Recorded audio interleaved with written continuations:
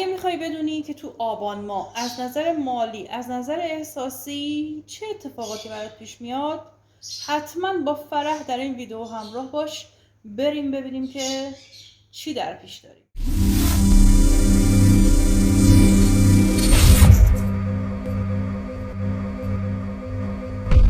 سلام به همه شما فرحی های عزیز، انشالله که عالی عالی عالی باشید و آبان ماه رو به خوبی شروع کرده باشید و تا آخر بهترین ها رو نصیب خودتون بکنید با توکل به خدا و انرژی مثبتی که دارید. خب بریم ببینیم که آبان ماه از نظر احساسی و کاری مالی در واقع چی در انتظار ما هستش. قبل هر چیز لطفاً چنل رو سابسکرایب کنید، برای دوستانتون بفرستید، این ویدیو رو اشتراک بذارید و اگر خوشتون اومد لایک و کامنت یادتون نره. بریم ببینیم که چی پیش میاد. در ضمن در این اینستاگرام هم پیج فال نیلو و فال نوران رو هم فالو داشته باشید که اونجا ویدیوهای متنوعی برای شما گذاشته میشه. خب آبان ماه از نظر مالی، احساسی، کاری چه در انتظار ما خواهد بود؟ واو، کارت اول ببینید تاف کاپس نشون میده قهری، آشتی، جدایی تمام، کاتی تمام، دیدار عاشقانه و اینکه ببینید اصلا ماه آبان رو داره نشون میده و اینکه برای شما افتاده که حتی حرف و صحبت ازدواج وجود داره، رابطه جدید شکل میگیره، رفته برمیگرده تو رابطه ها، حرف و صحبت ازدواج، دیدارهای عاشقانه.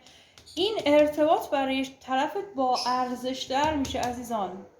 از هر ناامیدی که داشت بیرون میاد، از نظر مالی میخواد خودش رو پیشرفت بده، نگران نباش.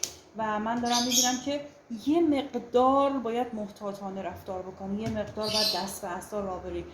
بیشتر طرف مقابل رو داره نشون میده که خیلی خیلی باید محتاطانه رفتار بکنه، چون که شما توی این ارتباط ببینید رقیب داری، دشمن داری، مانع داری.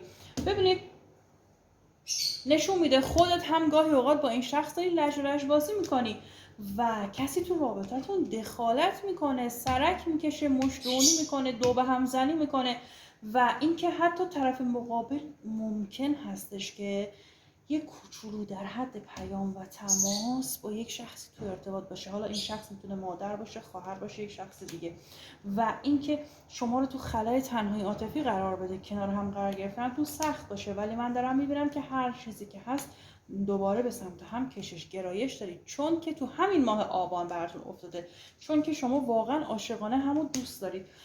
طرف مقابل از نظر مالی ممکنه به یه شخصی کمک کنه یا کمک بگیره و من دارم میبینم ممکنه جایی کار کنه که دور و برش شروع باشه و یه مقدار سر تردید دوداری قرارش بدن. ولی من دارم میرم هر چیزی که هست رفع میشه، این ارتباط براش با ارزش هست، با ارزش تر میشه و میخواد یک شروع خوب با شما داشته باشه. از نظر مالی کاری ببینیم که چه اتفاقاتی برای شما عزیزان در ماه آبان میفته.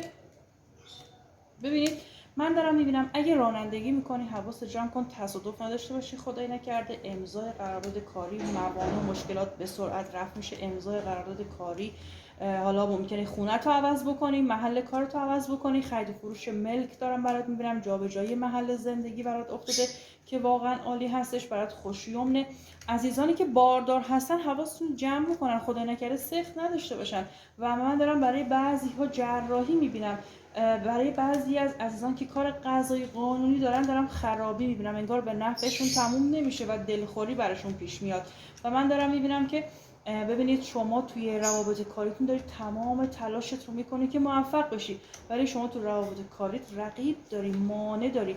آدم‌های دور و برت آدم‌های خوبی نیستن، حواستو جمع بکن بهت ضربه نزنن، ولی شما معجزه داری. نگران نباش، دست یاری خداوند تو رابطتونه و هر دشمن و مانع و حسودی که باشه خودش پوچ میشه.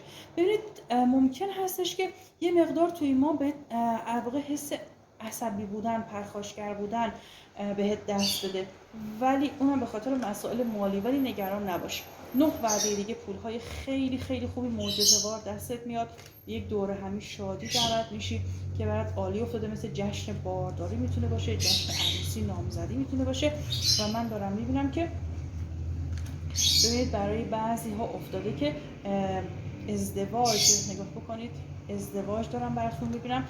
و اینکه شما بعضی هاتون ببینید تو روابط کاریتون مانع دارید، تو روابط مالیتون دارم میبینم میدرخشید، ولی تو روابط کار مالیتون یک سری موانع دارید. با اینکه میدرخشید دشمن حسود برای خودتون پیدا میکنید، میتراشید و ممکن هستش که شخصی از پشت بهتون خنجر بزنه یا خبر فوت بشنوید از خانمی که تو روف اسمش میم سین شین داره یا ز داره یا آخر اسمش ه داره یا با میم شروع میشه، یه خبر ناراحت کننده، یه خبر فوت بشنوید که باعث دلخوری و پریشون احوالیتون میشه. ولی من دارم میبینم که بریم کارت بعدی دیگه خودش افتاد. این کارت های بعدی نشون میده که هر چیزی که هست رفت میشه، ولی مراقب آدم های دور و برتون باش. حالا این خبر فوت خبر فوت راه دور هستش، چون بعدش کارت مثبتی در اومده، یعنی اون ناراحتی که از عمق باید باشه نیستش.